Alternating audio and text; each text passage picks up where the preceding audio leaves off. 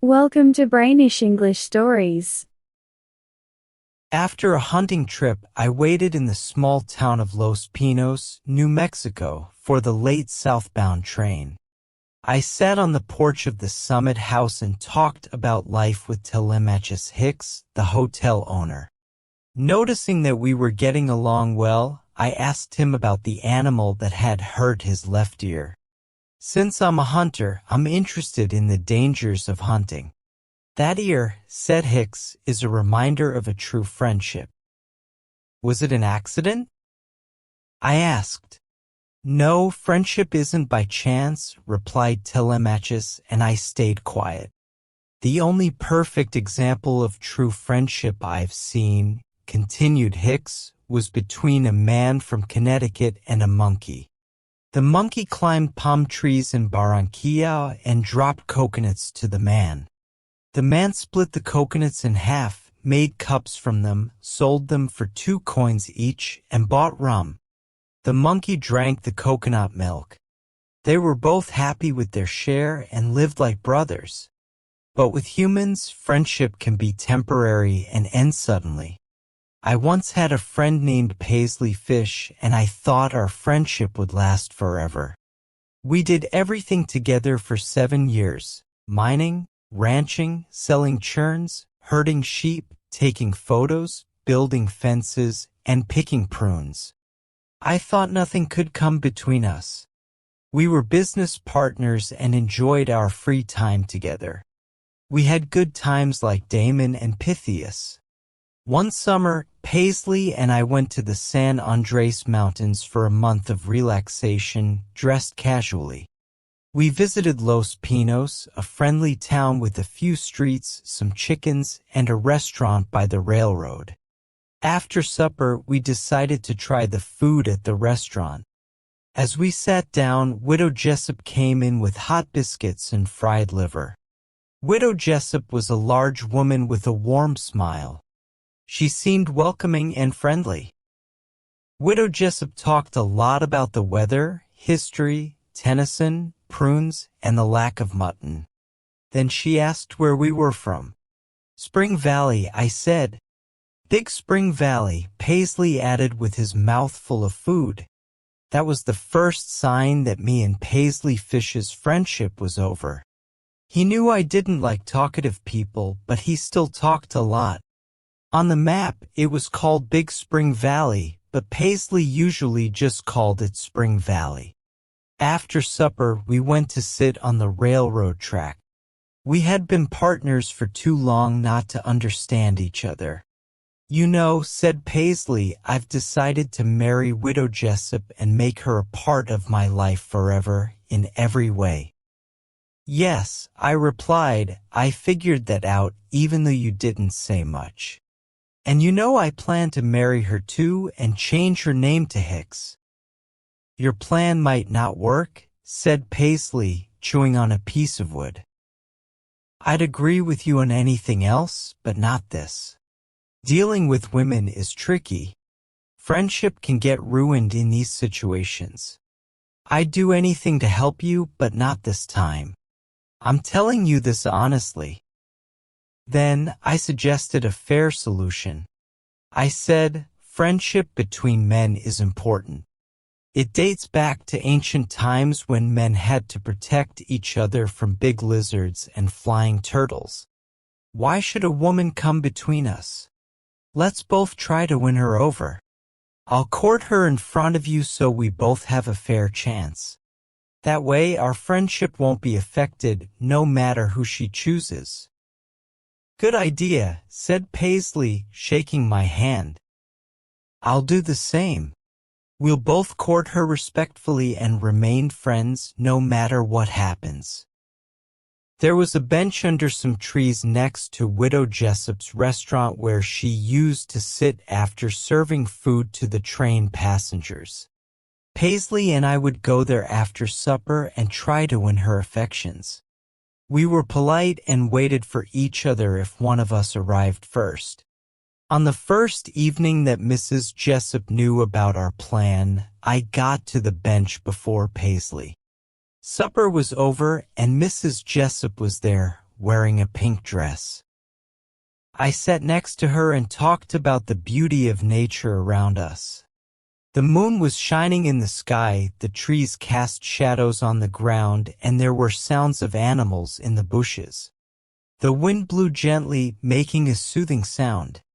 I felt something strange in my heart when Mrs. Jessup moved closer to me. "Oh, Mr. Hicks," she said, "don't you feel lonelier on such a beautiful night when you're alone in the world?" I stood up immediately. "Sorry, ma'am," I said, "but I want to wait for Paisley before discussing such serious topics." I explained to her how Paisley and I were friends for many years and had agreed not to take advantage of each other in matters of love. Mrs. Jessup thought about it for a moment and then burst into laughter. A few minutes later, Paisley joined us and started telling a sad story about a cowskinner named Pieface Lumley. From the beginning of our courtship, I had a plan to win Mrs. Jessup's heart. Each of us had our own way of trying to impress her.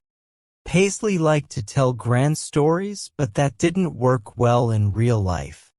Now I'll tell you the right way to hold a woman's hand. Imagine you're picking up a rock to throw at a cat. Pretend you don't have anything in your hand. Don't grab her hand too eagerly or awkwardly. That was my tactic.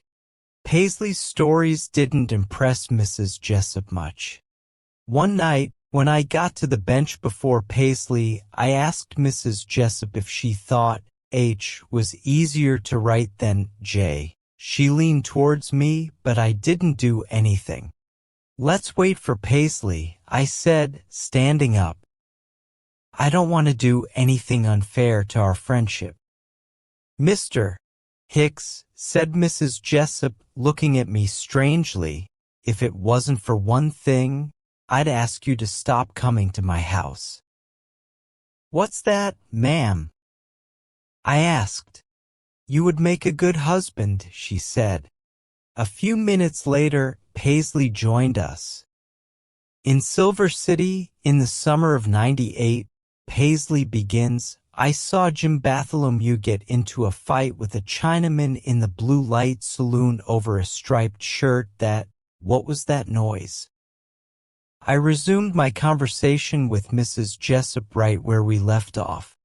"Mrs. Jessup," I said, "has promised to marry me. And this is another step in the same direction." Paisley shifted on the bench and made a noise. "Lem," he said, "we've been friends for 7 years. Could you please not kiss Mrs. Jessup so loudly? I would do the same for you." "Sure," I said. "The softer kiss will do." This Chinaman, Paisley continues, was the one who had a fight with a man named Mullins in the spring of '97, and that was. Paisley stopped himself again. "Lem," he said, "if you were a true friend, you wouldn't hug Mrs. Jessup so tightly." The bench shook just now. "You promised me a fair chance." "Mr. Mann," Mrs. Jessup turned to Paisley, "if you were to come to our celebration 25 years from now, do you think you could understand that you're not part of this? I've tolerated you because you were Lem's friend, but it's time for you to leave." "Mrs. Jessup," I said, holding on to my role as fiancé, "Mr. Paisley is my friend, and I gave him a fair chance as long as there was one."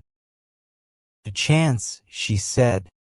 "Well, he might think he has won, but I hope he doesn't think it's guaranteed after what he's been up to all evening." A month later, Mrs. Jessup and I got married in the Los Pinos Methodist Church, and the whole town came to watch. As we stood in front, ready for the ceremony to start, I noticed Paisley was missing. I stopped the preacher. "We have to wait for Paisley," I said. "Once a friend, always a friend, that's Telemachus Hicks," I declared. Mrs. Jessup looked annoyed, but the preacher continued with the ceremony. Eventually, Paisley rushed up the aisle, adjusting his cuff as he came. He explained that the only store open was closed, so he had to break in to get the right shirt. He stood beside the bride, and the wedding continued. I thought Paisley might have hoped the preacher would accidentally marry him to the widow. After the ceremony, we had tea and food, and then everyone left. Paisley shook my hand and thanked me for being fair. The preacher had a small house he rented out, and he let Mrs. Hicks and me stay there until our train to El Paso the next morning for our honeymoon. His wife had decorated it with flowers, and it looked lovely. Around 10 o'clock that night, I sat on the doorstep, enjoying the cool breeze while Mrs. Hicks was inside. When the light went out, I heard her call, "Aren't you coming in soon, Lem?" Well, I said, waking up a bit. I was waiting for old Paisley to. But before I could finish, I felt a sharp pain in my left ear. It turned out Mrs. Hicks had hit me with a broom handle.